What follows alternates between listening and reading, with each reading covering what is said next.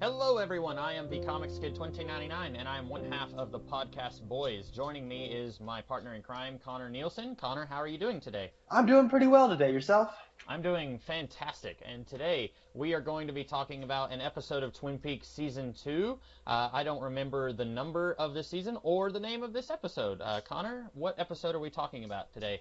All right, we are talking about Twin Peaks Season 2, Episode 17. The episode is called Wounds and Scars. It is directed by James Foley and written by Barry Pullman. Wonder if that guy's related to Bill Pullman. I was wondering the same thing when this credit came up. So in this episode, it begins with Harry mourning the death of Josie over a bottle of Jack Daniels while we see a clip show of their relationship's greatest hits. Hawk delivers Harry an awesome breakfast, and Harry laments about how the real world caught up with the once quiet town of Twin Peaks. Norma's sister arrives at Twin Peaks, and Norma gives her a job at the Double R. Also at the Double R, the Log Lady approaches Major Briggs. Hawk informs Cooper about Harry almost hitting rock bottom, and then Cooper, who's now extremely active in Twin Peaks police business and going through the paperwork, finds Doc Hayward's autopsy on Josie, reading how she was only 68 pounds when she died. When Hawk asks how this is possible, Cooper says it might have something to do with what he saw after she died. You have to remember at the end of the last episode, her soul was apparently eaten by a bed table. So Wyndham Earl has yet to respond to Cooper's chess move. Then meanwhile, Leo is still Wyndham Earl's slave at the cabin, and then Earl acts crazy, spouting nonsense before finding Cooper's chess move in the newspaper. Through this move, Earl finds out Cooper is playing a stalemate game, and since he knows Cooper doesn't play stalemate figures, he must be getting help. Angry, Earl says a lot of people are going to die because of this. At the Great Northern, Audrey is putting together some sort of Save the Weasel event. She runs into Billy Zane, and the two arrange for a date. Dick is also there, failing to pick up girls and also helping to arrange the event, I think. He acts pretty stupid in this scene. Cooper visits Harry in this scene all the time. But Cooper visits Harry to inform him that Josie was a hardened criminal.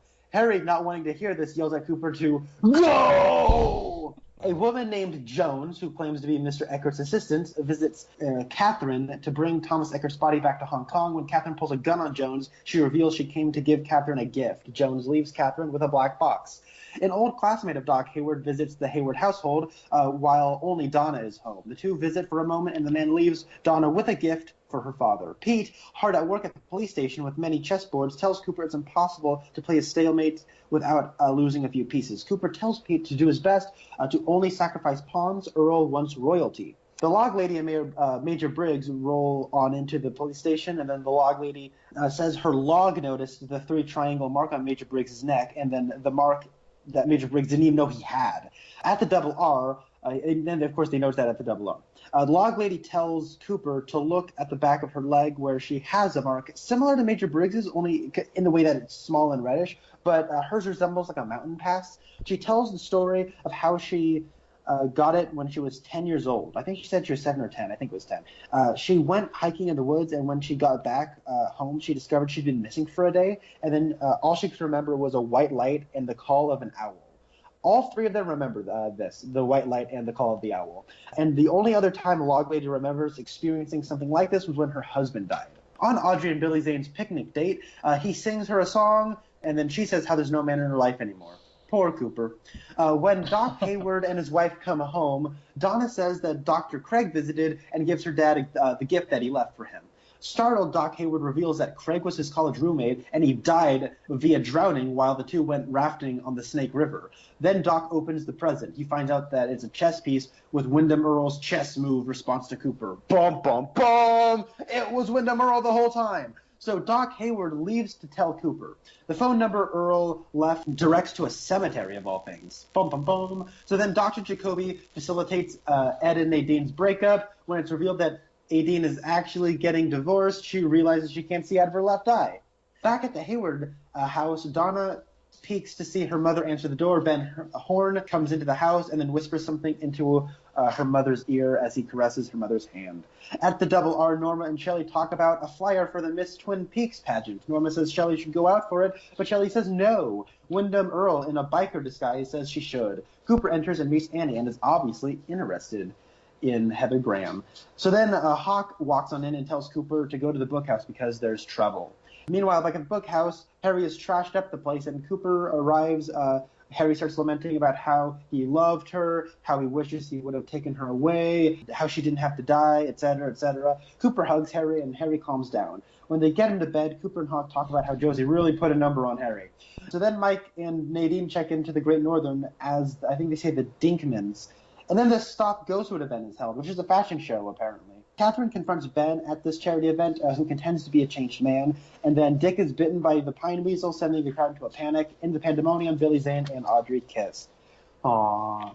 Episode ends with the bookhouse guy hit over the head, gets knocked unconscious, and then Harry's gun is returned to Harry's side by his bed, and then the woman named Jones undresses and gets into bed with Harry.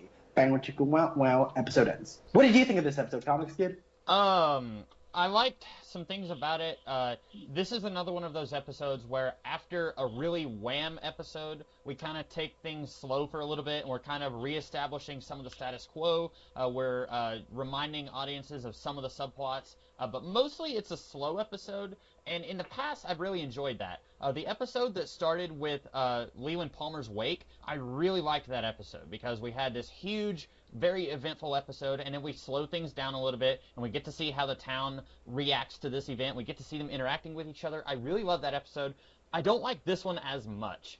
Maybe because Josie was barely a part of the town. We only ever got to see her interacting with Catherine and Harry, really. And so her death doesn't mean as much as Leland's death. And also, Leland's death was connected to the death of Laura Palmer, so that had more of an impact on the whole town. And so we got to see their reactions to that, and it meant a little bit more. But here, it really only impacts Harry. And we get to see some really great acting from Michael Ontkean. This is some of the best acting that he's done in the show so far. But I don't really... You and I didn't really like Josie. We both, I think, celebrated whenever she got killed off.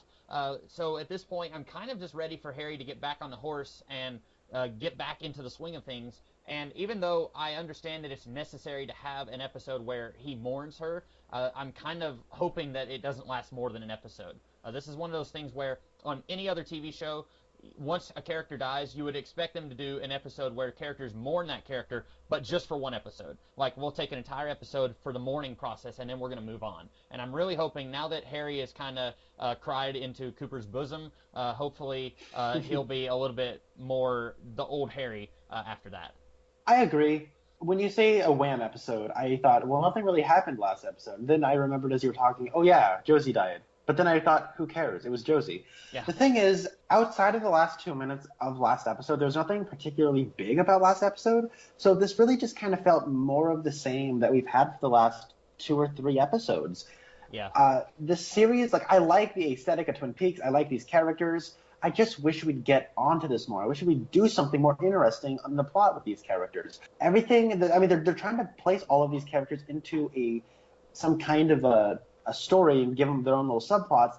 The problem is these subplots are either not very interesting, they've gone on for too long, they're continuations of stories that went on for too long, and I'm just getting a little bored. Yeah. The most interesting thing that happens in this episode is a couple of chess pieces get moved. Like, that, unfortunately, that's sad to say, but that's true. Pretty much everything here is just, like you said, subplots that have been going on for a while, and they're just kind of there to remind us that they're going on. Nadine and Ed, that's been going on all season. She's been in her childlike state since the beginning of this season. Now, she hasn't been in school this entire season, so her being with Mike and Ed being with Norma, that hasn't been going on this whole time, but this whole subplot with with Nadine acting like a teenager, that's been going on for an entire season, and we're getting sick of it, or at least I'm getting sick of it. I'm ready for something to happen there. And it goes back to, we said this several episodes ago, or I said that maybe it would have been better if Nadine had just died at the end of season 1, because they really didn't have any clue what to do with her this season, and so it's just kind of dragging this season along. It's basically just filler. It is, and that's one of those words that I always resist. I hate it when people use the word filler, because it's a lot like the word literally, where people misuse it and overuse it. Yeah. But I really can't think of a better way to put it. It is just filler at this point, which is a bummer because it was kind of amusing at first, but now I'm just getting sick of it. I wish that maybe this could have been like maybe a pretty in the forefront subplot for like 2 or 3 episodes and then just get it over with. Yeah, sort of like how when Ben Horn went crazy, we got tired of it by the time it was over with, but it was only for like 3 or 4 episodes, not an entire season. That's true, but when I said like continuations of subplots that were already tired subplots, I'm thinking of Ben Horn. I Oh, okay. like the place they have Ben Horn, where he says he's a changed man, but because of everything we've already seen, I'm not entirely convinced, and I love the way Richard Beymer is playing him. Richard Beymer's been one of the best things about this show, and especially season 2, where even though his character has had basically nothing to do for 17 episodes now, I've always been interested in his performance. But the same thing is though, like we're just following up this Civil War reenactment. He's like, I'm a changed man. I guess being a Confederate soldier and winning the Civil War will do that for you. Okay, that's Yeah. weird. And it brings me back to something I said, I think, last episode. I don't know why we couldn't have gone from Ben is in jail and Catherine has defeated him, and then he says, you know what? The better man won. Now I have to up my game. I have to become a better person, a better opponent, and maybe the reason I lost was because I was morally corrupt. So maybe I need to change my life and be a better father and be a better businessman and be a better brother. I think we could have gone from that to where we are now. We didn't need 3 or 4 episodes of him going insane and being a Civil War general. We really didn't need any of that. And that's what I think of when I say filler. And I know I've been guilty of using that word a lot with this season, and I say it a lot about a lot of things. But in this case, I think that Ben Horn being crazy was just kind of filler because it didn't really lead anywhere. And where we're at now didn't come organically from him acting crazy. It just felt like it was there to kill time until they could think with something better to do with Ben Horn. And that's why I use the word filler a lot, because if it leads to something organically and it naturally progresses to another subplot with a character, I won't call it filler. But in this case, I feel like that's an apt word. And do you feel like we're doing that thing where we want character A to have some kind of character interaction or some kind of connection with character B, but character A is not really on the same playing field as character B yet, so we're just going to have them spin their wheels until we're ready to do what we want to do with character B? So now, like, it's hard to explain because it feels like, for example, I don't know how this is going to go, but if Ben Horn and Officer Truman, right, Harry Truman, we want to do something between those two characters. We really want to do something with those two characters, have some kind of connection, have some kind of interaction. We want the two to really, see eye to eye maybe at one point. But we want Harry to lose Josie, and we want him to go, we want him to be a wreck first. We want all this to happen to Harry before he interacts with Ben Horn. So what do we do with Ben Horn? I don't know. Just make him go crazy for 5 episodes. You see what I'm going? They're just kind of spinning his wheels just so we can, kill time with him so we can use him later in a way that we do want to use him. Because that's what I feel like is going on here, and it's driving me nuts a little bit. Because we're not doing it with we're not just doing it with Ben. We're doing it with James. We're doing it with Donna. We're doing it with Leo. We're doing it with Leo. We're just doing it with so many different characters. And to an extent, I say we're doing it with Cooper. This is where I think this show went from, was it 8 episodes in season 1 or 6? 8. 8 episodes in season 1 to 22 episodes in season 2. That is a huge jump in the number of episodes. And I really feel like we had 2 things going on. Number 1, I don't think they entirely knew everything that they were going to be doing this season. At the beginning of season 2, I don't think that they knew everything they were getting into. And number 2, I think they were just biting off more than they could chew. I think that if this show was happening today, it would have really benefited from being a Netflix series where each season is about 13 episodes long, and then you don't have to worry about roughly 10 episodes that they're having to find something to do. Because honestly, there's not a lot that's happened since Leland died. This show has pretty much been spinning its wheels since then. We've got the Wyndham Earl stuff that's kind of percolating in the background, but that's really background stuff. We don't have a whole lot of stuff going on in the foreground.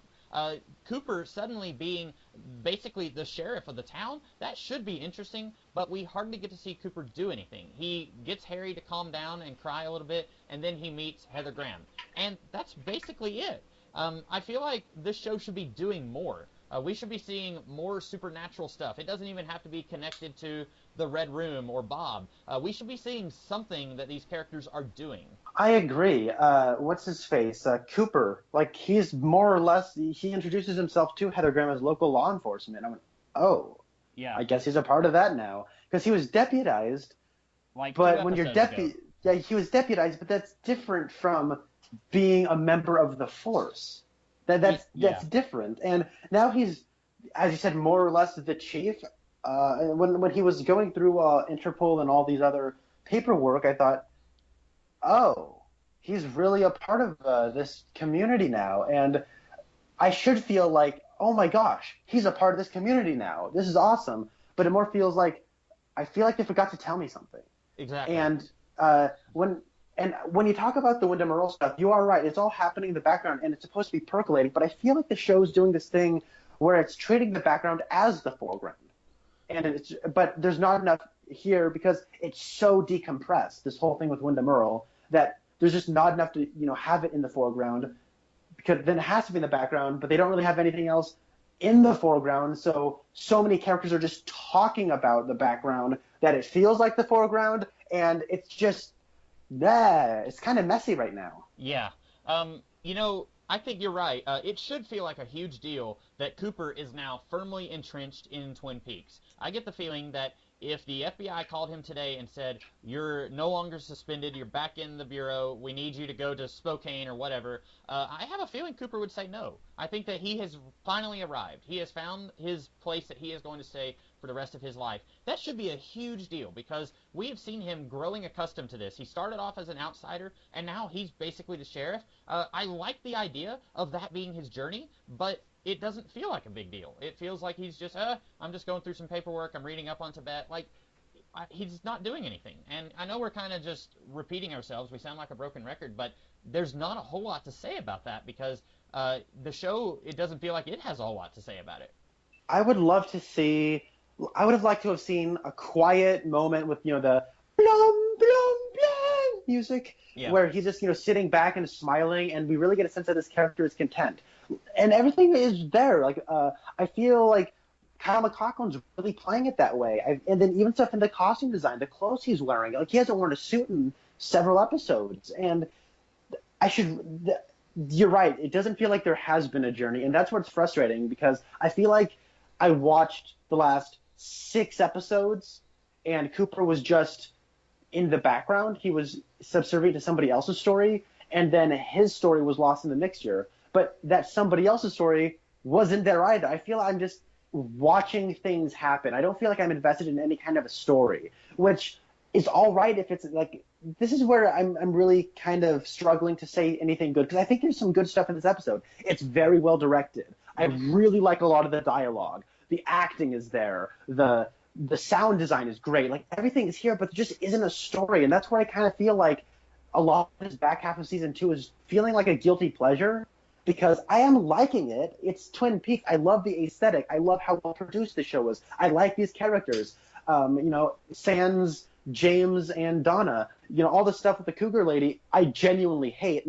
But at the same time, it's not really good. I have to be objective and sit back and say, this stuff isn't very good. And I feel bad because I've given this every benefit of the doubt, but it isn't very good. And I have to be honest with that. So I guess this stuff really is guilty pleasure. I also think, and this is something that I can't really think of a good example of this. Well, maybe I can. So I'm wondering if this show would have benefited from, you've got certain characters who, at times, they intersect with the main story. For example, when Laura Palmer first dies, it's a really good idea to show us a couple of characters who are really close to her trying to investigate her murder. And then you have James and Donna trying to do that. But then after season 1, those 2 characters basically became completely useless. And then after Laura Palmer's murder is solved in the middle of season 2, they are very useless. So I'm almost thinking that this show would have benefited from rotating these characters in and out. If you have something to do with James and Donna, if you have an actual story to do with them, you can bring them back in and you can say, oh, hey, that's cool. We haven't seen James and Donna since Leland Palmer's funeral. And then maybe you can bring in other characters. And I'm thinking of shows like, I haven't watched it, but True Detective. True Detective was a completely different story in season 2 than it was in season 1, and completely different characters. And I'm thinking it would have been really cool if you could have had a few mainstay characters. Like, Cooper is your anchor. He is going to be there all the time. But then if you have a character who maybe you don't have anything to do with Ben Horne or Donna or Andy, if you don't have anything for those characters to do, then keep them out of the show for a little while and then bring them back when you have something for those characters to do. And you can have Cooper going through these different cases in Twin Peaks, but maybe you're bringing in other characters in the town to interact with him. And then I think maybe a lot of these problems would have gone away, because we're complaining about there's nothing going on with Donna, and there's not a whole lot going on with Wyndham Earl, and there's not a whole lot going on with all these characters because the show feels obligated to keep these characters in the show even when there's nothing for them to do. Yeah, I feel the same way. I think that having Twin Peaks really grow on Cooper and having, at the beginning of the episode, we have Harry say that he feels like the real world caught up with the small town. And having Cooper as a vessel for that to happen is really cool because, he's big city guy. He's FBI agent. He's seen the world. And then the small town in the mountains has really, turned his head. It's grabbed his attention. And so he's settled down into this quiet town, but then this quiet town has become less quiet as a result of him. I think that's such a fascinating idea. I really like that. And I like, we have, if you're running a show about a murder mystery, you have to bring in an FBI agent, but, your FBI agent's your main character. You have an actor like Kyle MacLachlan in the role. He's your headliner, but you want to keep him, and so you want to keep him around for several seasons for the rest of your show running time. Then it makes sense to have him become a member of this community, to maybe leave the force. This is all in the right track. The problem is that's all good from a character point, but from a plot point, there's really nothing here. A bunch of other things from his past life are coming. And I think, again, a great idea to have it all be awoken because of this guy's past. That's great. The problem is all in the execution. And that's really my problem with season 2 is everything's there except for the execution. I feel if they just had more time, they just took their time, they shortened these things up a bit, told a better story. And we're talking more abstractly about season 2 in general and rather than just this episode, but I feel like we've come to a certain point in this season where it's become ridiculous. I'm kind of sick of it at this point. Come on, let's move it on. And we get a little bit of progression. Like, I'm not saying nothing happens. We get a little bit of progression with Heather Graham's character coming in. She's not the greatest actress, but she's introduced, and then there's a little bit of butterflies and sparks flying when they meet each other. Stuff with Wyndham Earl. Like, Wyndham Earl's my favorite part, and he's not really a good character. Like, there was at least something going on with him. And then we have Billy Zane, which, I took a little time to praise last episode, but with this episode, I couldn't understand half the things he was saying. Yeah, and you're saying Heather Graham isn't a great actress. I think part of that is just she doesn't have a whole lot to do here. She gets one scene with Norma, and then she gets a brief scene with Cooper, and most of that is on Cooper. She basically just pours coffee in that scene. I think she's okay. I can see, again, I've said before that I think the people, I don't know how heavily David Lynch is involved at this point in the show, but I've said before that he is fantastic at finding people who are not famous and then they later become really famous. We had David Duchovny, who at this point was a nobody. No one had heard of him before. He later goes on to be in the X-Files, which is freaking huge. And then you have Billy Zane at this point. He had been in a couple of minor things, but he isn't the actor that he will become after the Titanic. And then you've got Heather Graham, who is really well known now, but at the time, nobody knew who she was. And whoever is casting these people, they're doing a really good job finding these actors who will later become huge, but right now they're still small potatoes. And you can see, or I can see anyway, how they're eventually going to become really big. And I think that, she's got some stuff going on. It's just the material that she's given is not very much. I can see that. I just never found Heather Graham to ever be a really great actress. I mean, it's pretty obvious why she's famous. It's because she's really hot. I do buy it that she's in the same family as Norma. I definitely buy that. Which is odd, considering we never heard of this character before I know. episode, and still it feels pretty natural as it can feel when you've never mentioned his character before. Like, we saw Norma's mom a few episodes ago, and they never mentioned that there was another girl. And then it feels somewhat natural because here they say, so, have you talked to mom? And Heather Graham says, we can either be frustrated and talk about mom, or we can be happy. Let's be happy instead. And I'm like, okay, yeah, Norma hates the mom, so does Heather Graham. Okay, I buy that. So yeah, it feels as natural as it can, considering this is very clearly a last-minute addition. Like, when they first created the character of Norma, they obviously weren't thinking about her sister who's living in a nunnery somewhere way away from Twin Peaks. Speaking of sisters, can we talk about that quick interaction between Donna and Wyndham Earl? Yes, I was thinking... Which I want to say, I didn't know that was Wyndham Earl. Really? I'll give him that, because when he showed up, I'm like, oh, that's Wyndham Earl. And when I was writing my notes, I was just thinking, all right, I got to check. So I went back to the scene earlier in the episode, and he doesn't have a mustache. He has stubble on his face. So it doesn't look anything, and his hair is all different. So I'm like, oh, I guess it really is Doc Hayward's friend. Okay. And then I guess my gut feeling was right, but still, I was a little duped when I tried to get all smart. But when he says, you have two other sisters, right? And she goes, yeah. And she sounds all suspicious, and he goes, well, where are they? And she goes, oh, they're in the, I'm like, is she going to say the basement? I knew it! I knew it! But before she can answer the question, he interrupts her and changes the subject. That's hilarious. Yeah, we almost had the crazy serial killer guy unveil some child abuse going on in the Hayward household of the two younger daughters trapped in the dungeon. Yeah, I was thinking the same thing when he said, which daughter are you? I was like, oh yeah, there's two other Hayward daughters that we've ignored completely for this entire season. Wyndham Earle doing his Master of Disguise thing kind of reminds me of in The Dark Knight Returns, whenever there's this one scene where Bruce is disguised as this inspector, and he goes and talks to Yindel, and he says something like, hey, what do we got here? And then she tells him, and then he walks away, and then the actual guy that Bruce is disguised as comes in, and she's like, arrest that man! It's Batman in disguise! Wyndham Earle, like, just showing up at different points in these crazy disguises reminds me of, like, Batman or other movies of characters who are really good at putting on disguises and stuff.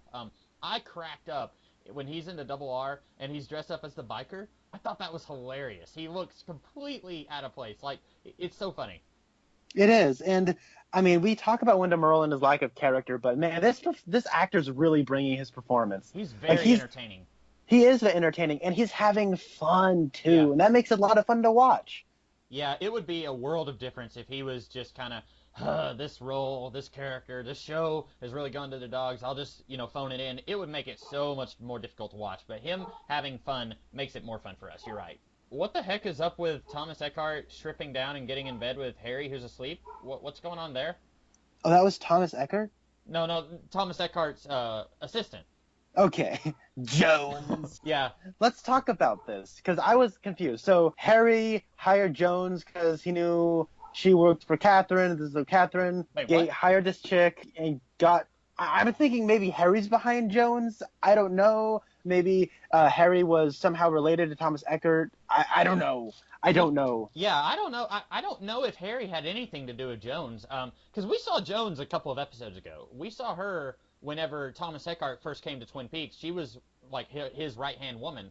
And then we haven't really seen her since then. And then in this episode, she's talking to Catherine. She gives Catherine this mystery box. And then the next thing we know, she's getting in bed with Harry. And I didn't know what was going on. I thought, okay, like, is she trying to, like, seduce him? He's asleep. Yeah, I was very confused by that. And I didn't get the impression that Harry really had anything to do with the Thomas Eckhart subplot until now, unless we're talking about Josie. Like, he's been connected with Josie, and Josie's connected with Thomas Eckhart, but if you take away Josie, these two characters really haven't had anything to do with each other. So I was a little confused by that, but I thought maybe there was something I was missing.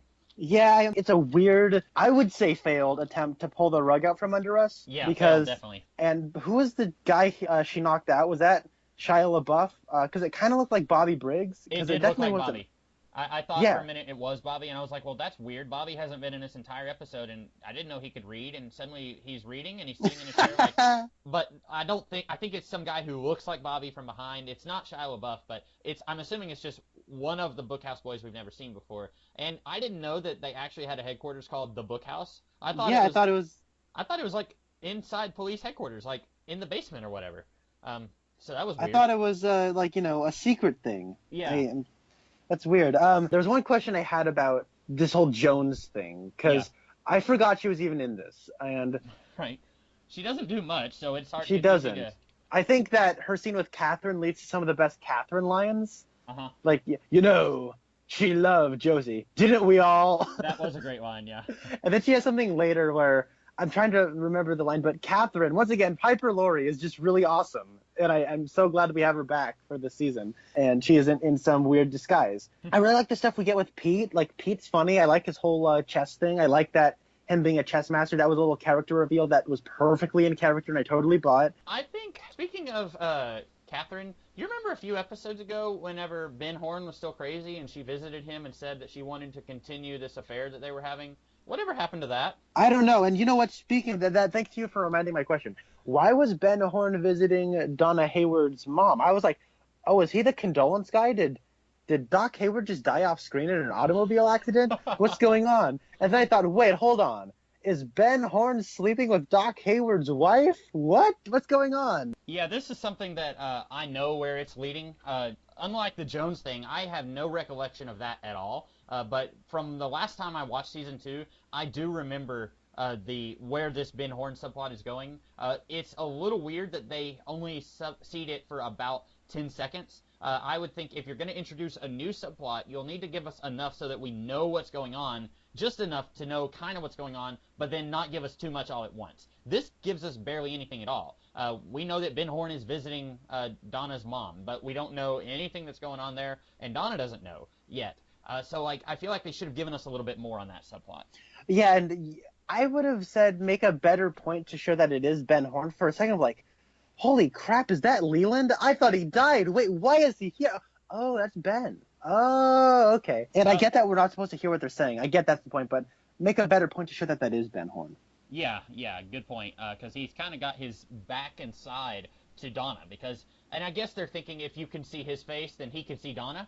But, suspension of disbelief. If he's facing towards Donna, just show him to us so we can see him, and then just assume that Donna's hidden enough that he can't see her. Let's talk real quick about Billy Zane and also Heather Graham. I mentioned this briefly last episode, but apparently somebody working on this show thought that the relationship or lack thereof between Cooper and Audrey was really weird and creepy, so they had to introduce new love interests for these two characters. And I mentioned that last episode because Billy Zane was introduced last episode, and now we've finally got Heather Graham, and it's weird because Cooper, he just looks up from his book on Tibet, and it's like love at first sight. And, he's just met this girl. And you and I both said there's a lot of beautiful women in Twin Peaks. Why is she so special? He's just met her, and he says, you must be Norma's sister. Well, how often are you talking to Norma? We haven't seen you two really interacting very much, and Norma certainly hasn't mentioned that she has a sister before, yesterday. So, I don't see how Cooper is suddenly falling in love other than editorial mandate that he has to be in love with somebody so that we can put the Audrey Cooper thing to bed. Even though Cooper has friend-zoned Audrey about 900,000 times in the show, I didn't really think that we needed new characters introduced just to make sure that everyone gets the hint. But Billy Zane, you mentioned that he serenades Audrey, and I've always thought that, since there's a band on the internet called Garfunkel and Oates, and they did a song, I think it's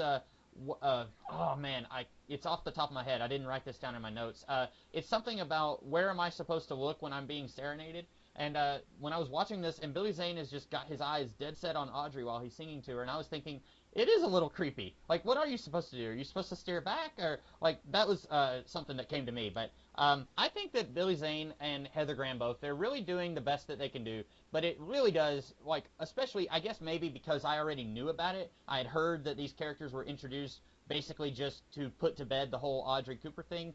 So it really does feel like these characters were only introduced for that purpose now that I know that. But I feel like they are doing the best that they can do, even given that information. Yeah, I'm just not too big on these. I don't understand why we have to give these characters a relationship. I think they really work really cool independently of one another. And yeah. Just independently, and then together, there's a bit of a thing there because when they are independent, because they are so independent that when they get together, there is a bit of a click there. And they have similar sensibilities. They like solving mysteries. I know she really likes to solve mysteries, and this is just his job. And so I understand that appeal. I just don't understand, when they kind of agreed, hey, we're just not going to be a thing, it completely makes sense for them just to kind of do their own thing. And I remember there's a line in here that I think Hawk or what's-his-face, Cooper has. And by the way, them talking is like a dream come true. The two best characters in the entire show just chatting. It's awesome. But I think at one point, Harry actually says, God bless you, Hawk. Oh, and I yeah, was like, yeah. Oh my God! It's when Hawk brings him the dinner from the R&R. At the clear beginning. Yeah. I didn't even think of that, but yeah, you're right. He does say that. I'll get to that in just a second, but there's a part where, I think it's Cooper or Hawk, when they're just kind of speaking very philosophically and poetically, and just the way you wish people just talk, but they don't really talk that way. Basically what they're saying is somebody who doesn't love easily loves twice as much, loves too much, and I feel like you could do that with Audrey, where not a whole lot of people catch her eye, but Cooper really caught her eye. And maybe you could also do that with Cooper. So there's another parallel you could have there. He just doesn't have the hots for Audrey. So I don't like this idea of just both giving them conveniently at the same time two love interests. Yeah, good point. And I think Cooper almost works better as somebody who he had this really terrific lover, 10 years ago or however long ago it was, and then after that, he's almost like, I've sworn off women now. I'm not going to fall in love again. I think he works better that way. I don't think that giving him a girlfriend, it somehow lessens the tragedy of what happened with him and Wyndham Earle's wife. Yeah, I agree. And I'm just one of those people that I'm not opposed to giving to romance in stories. I just don't like the idea of when you give somebody a relationship and they become less interesting, that's bad. Yeah. But when you have a character that is obviously one of those people where if you give them a relationship, they become less interesting, then why would you even think to do that? It's such a bad idea. Cooper's one of those people. The very idea of him having a relationship makes him less interesting. Yeah. Because it makes him more like you and me. It makes him more normal. And the whole appeal of him is that he's such a normal guy who's in such an abnormal relationship and he has such an abnormal view on the world. So, but then because he has such an abnormal life, but him as a personality is so normal, that makes him so appealing. So to make him more like you or me just makes him less interesting. And I think it's just as bad with the Audrey thing. Just the previous episode, Audrey hated Billy Zane. She could not stand this guy. And now, in this episode, the first time that she sees him at the beginning of the scene that they have, she's apologizing to him. And then by the end of the episode, these two are making out while everyone is running around in pandemonium because this ferret escaped. And it doesn't feel organic. It feels way too forced. She hated him. Like, she could not stand this guy and was just absolutely livid that he was coming in and throwing his weight around, or so she thought, in her family business. And now suddenly she's making out with him while he's holding her in his arms while everyone's running around screaming. It just doesn't feel right. Speaking of relationships, oh boy, Mike and Nadine. This did not work for me. Okay, so we see the scene where they're at the Great Northern and they're dressed up in disguises and they're very clearly there to have sex. Okay, so the reason this does not work for me is because for like the last 5 episodes, Nadine has been talking about how she has found a new lover in Mike, but if you hadn't seen Mike at all in this episode, you would not have thought that she was telling the truth, because the last time that we saw Mike, he was like, get away from me, I don't want anything to do with you, and so it's very easy and very reasonable to assume when Nadine is telling people like Ed and Norma that she's now with Mike, it's easy to assume that she would be lying. And now suddenly Mike is into it. And this is one of those things where we've got a pretty main character in Nadine who's pairing off with a very minor character in Mike who has shown up like 5 times in this entire series. And the last time we saw him, he didn't want anything to do with Nadine, and somehow off screen now he's really into her and he wants to go off and have sex with her. It just felt like we missed something, but we haven't missed anything. It's just they forgot to show it to us. Okay, so you say it was obvious that they were there to, do the nasty, but it was a little unclear to me. Okay. And it is because of the lack of communication to the audience. And, because the way they play it, the way Mike is playing it, is that he doesn't want to be there. And I know that the way he's playing it, and I guess on paper and the way you could spin it to me is that he just doesn't want to get caught. Right. But and I think that is true. I think if he was less embarrassed, he wouldn't be in disguise. But he and Nadine both kind of get frustrated when those girls who go to school with him, they recognize Mike, and then it's like, oh, okay, well, our plan is ruined. So by the way, those girls have the most 90s outfits I've ever seen on. They're wearing a brightly colored baseball cap sideways, not backwards, sideways, and they have a pigtail on the side of their head that is sticking out the hole on the back of it. Like, it's the most 90s thing I've ever seen in my life. But still, the thing is, like, when she says, oh, me and Bobby, it's really getting serious, or sorry, me and Mikey, it's really getting serious, I was thinking, okay, she sees it that way, but is she still just pursuing him and he's just not giving her the light of day? Like what's really going on? It's one of those things where they're telling us, but this character is so unreliable. It's like an unreliable narrator. Yeah. But we don't ever see anything. Don't tell. Show us these things. I'd really like to see their relationship if it's going to be this important to the subplot. Exactly. And, I mean, it's only like a minute of screen time in this episode, not counting the scene where Ed and Nadine talk about getting a divorce. It's only like a minute of this episode, but, like, it just comes out of nowhere because we have not seen Mike for, like, 3 episodes, and the last time we saw him, he was trying to avoid Nadine, and suddenly these two are together, and it's just a little jarring. Yeah, and plus that scene in general is just kind of confusing because I'm like, okay, why are they here if he doesn't want to be here? But then, like, oh, okay. And again, all of my confusions would be, like, relieved if we just seen anything of these two interacting in, I don't know, the last 7 episodes. Yeah. I don't think I had anything else to talk about in this episode. I know we were pretty hard on, not really this episode so much, but like just the failings of this season. But I think it's because, like you said, we're getting to a point where it's difficult to talk about individual episodes because we keep saying the same things. We keep complaining about the same things because they keep becoming problematic over and over. And so it's hard for us to talk about an individual episode without talking about the failings of the entire season. But I don't think I had anything else to talk about. Did you?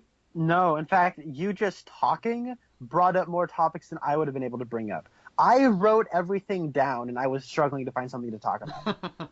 Yeah. Which is weird, because this episode is really well directed. I should just point that out. Just see, like, the opening shot of the whole Save Ghostwood event is beautiful. Yeah. It's a really long shot that's focused on Richard Bamer on the stage, and the camera's just kind of going through the audience. And the lighting is incredible. The way they use silhouettes and shadows is wonderful. The use of lighting on the stage is layered. Like, it's so beautiful. But every episode of Twin Peaks is beautifully directed. You know, this isn't any better directed than, say, the Diane Keaton episode. Yeah. And okay, let's talk about the pageant at the end. Okay, why not? It was kind of amusing when Harry and Lucy went up there and did their thing. Andy. Yeah, maybe. What did I say? You said Harry. He probably would have done it in this state. Just walked out there with his big old eyes and, what's going on? Why do you all look like Josie? Go! Get out! Go! And then Dick tries to take the gun away from him. Yeah. Okay, you know what's funny?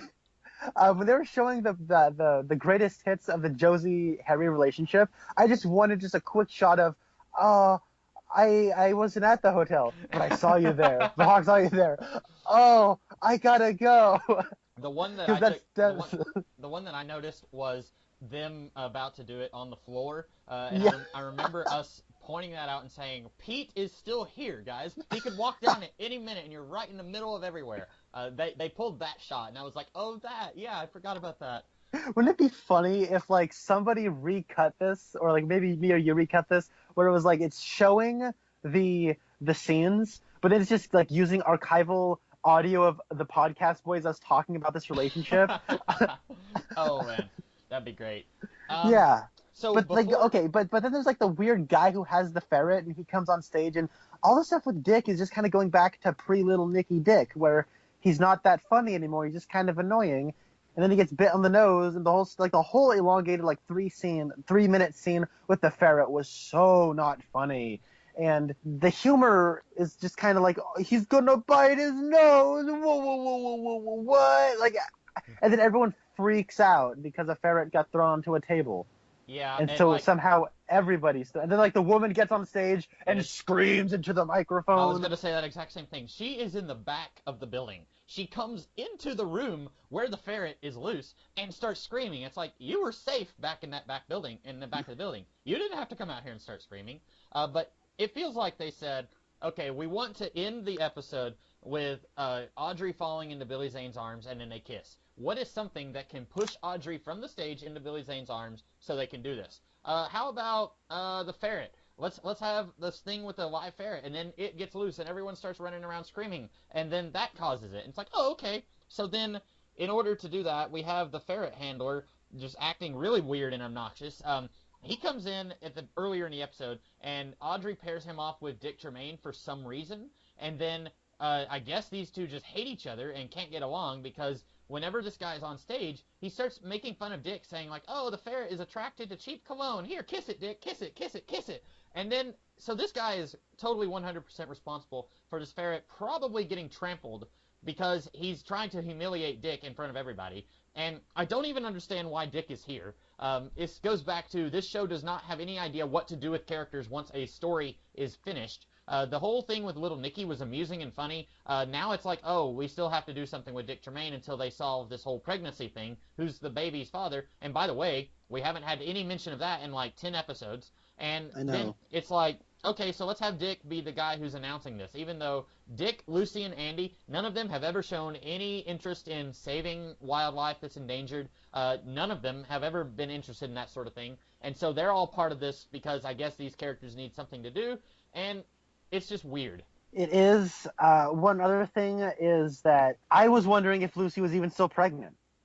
Because the thing about Dick is he showed up because of this pregnancy, and then because of the pregnancy, we have the whole little Nikki subplot. And now that it's gone, he's still here. Okay, whatever. I get why. Okay, so the whole beauty pageant thing is really contrived. I have no idea why they're having a beauty pageant for Save the Ferrets. But Stop Ghost would save the parrots. Buy clothes. But the thing is, like, okay, if you're gonna have a beauty pageant, he works at a store, at a department store. Okay, I guess that kind of makes sense. And Lucy's been involved with, getting a wedding prepped in the past. Okay, fine. Andy's there because we have Harry Goes and he needs to work. Okay, fine. Nah. Yeah. I don't get this. Yeah, that's basically my thoughts on it too. This episode is just kind of there. It sounds like we really, really hated it, and I'm sure, like you, I didn't just absolutely despise it when I was watching it. I thought it was just a fine episode, but it's really hard to talk about, and the stuff that we are talking about is the stuff that we really hated. So it's kind of difficult to say a whole lot of nice things about it. It is, and this has become one of those moments where the more I'm talking about it, the less I'm liking it, and it's kind of like the opposite of season 1. Where I liked the episode when I watched it, and then the more I talked about it, the more I thought about it, the more I liked it. This one, okay, I kind of liked the episode when I watched it. It was amusing, but the more I'm thinking about it, and the more I'm talking about it, the less I'm liking it. It's frustrating. And you know what's funny? You said you absolutely really hated the Cougar Lady subplot, and I did too. Don't get me wrong, but at least every time we talked about that, like, we had a good time making fun of it. We hated it, but we were ribbing on it, and that was what was fun. I enjoyed hating it. But here, I'm not enjoying it. It's just, bleh. Like, there's nothing that I'm enjoying despising right now. It's just all kind of dry. And I don't want to say that I want to go back to the days of the weird hermit guy that Donna had a crush on, or Cougar Lady, but, at least we had fun making fun of those things. Or I did, anyway. Oh, no, I did too. Okay. The laughs we had were plentiful. So, before we go, what was your God Bless You Hawk moment of the week? Because we had 2 moments that I guess it could be. Yes. God bless you, Hawk! God bless you, Hawk! You brought Harry some food, even though he didn't want any. But you stuck it out anyways, and you're hanging out with Cooper. God bless you, Hawk! You're the linchpin holding the whole police department together. You're the best! God bless you, Hawk! So mine was actually the scene where he's hanging out with Cooper, and he says that he doesn't like doing paperwork. I thought that was really funny, but I did think it was weird that there's not so much of a hierarchy with the police department. Like, Hawk has been with the department probably for years, and Cooper has been technically involved for like a week. He's been a deputy for just a couple of days, and then Cooper somehow becomes in charge. I did think that was weird. I would have liked to have seen Hawk be in charge. I think that would have been... That would have been so cool. But I like his line where he says he hates doing paperwork, and I've been in that situation before where I don't want to be in charge of a situation, but suddenly it's like I'm the person with like the most experience, and it's like, okay, you're in charge now. It's like, no, I don't want it. So I can understand where he's coming from, but I do wish that he could have been more... doing what Cooper is doing in this episode, and then let Cooper kind of go to the R&R and grab himself some coffee and flirt around with Norma's sister while Hawk is over here reading reports from Interpol. I think that would have been cool.